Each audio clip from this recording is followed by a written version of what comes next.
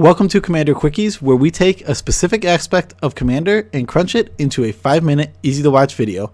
I'm Joe Cherries of the Nitpicking Nerds, and today we're talking about how politics can help you win games of Commander.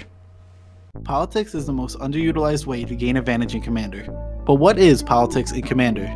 It can be defined as any action taken to promote positive or negative relationships with other players at the table. An example of politics is, I will destroy that creature if you don't attack me. But be careful when using politics, because the more you make and break deals, the less trustworthy you become.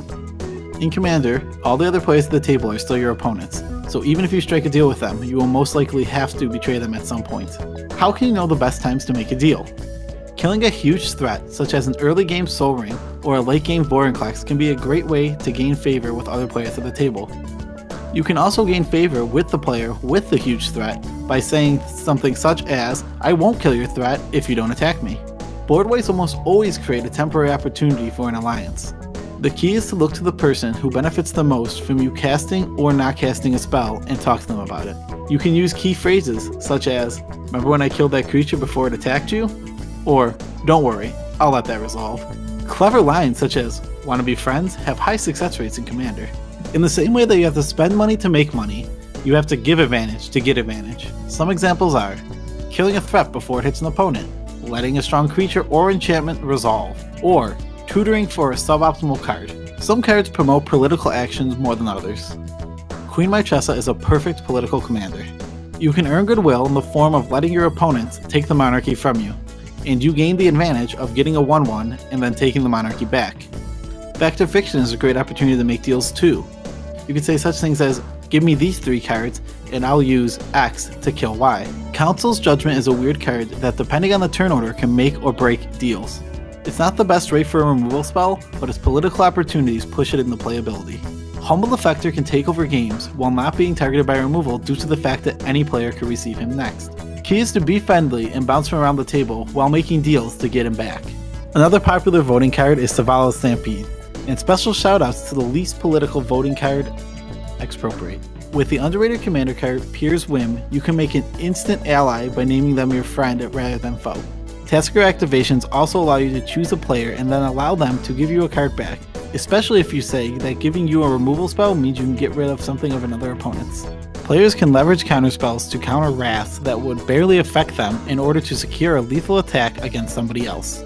When trying to make allies, try to avoid using universal tax effects, as they will negatively affect all your opponents and make none of them want to be on your team.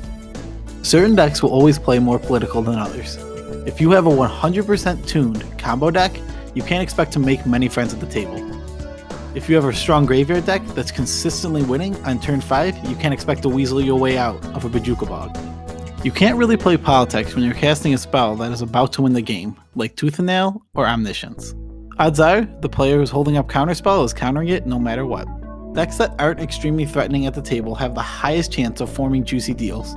If you're playing with the weakest deck at the table, you'll almost never win if nobody communicates.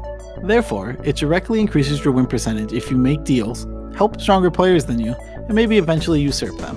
Complaining isn't politics. Constant complaining will get you no sympathy. In fact, players might be more likely to target you rather than grant you mercy. You may also find it harder to find a pickup game of EDH at your local game store if you are known for being what we at the Nitpicking Nerds call a poopy baby. Me and BZ play Commander every Monday at our local game store, and there are certain players we just will not play with due to their reputations. Some of the best advice: go into a game ready to have fun and conversate with other players at the table. Roll with the punches and be open to making deals. People like this are just more approachable, especially when playing with strangers. The player afraid to talk to players at the table and help out other players is going to lose more games than the player who is conversating and using politics to their advantage. The lone wolf will typically have less fun as well. Never take politics outside of the game, both with positive and negative deals. Don't threaten to leave the playgroup, don't offer cash for certain plays, be fair and keep incentives inside of the game.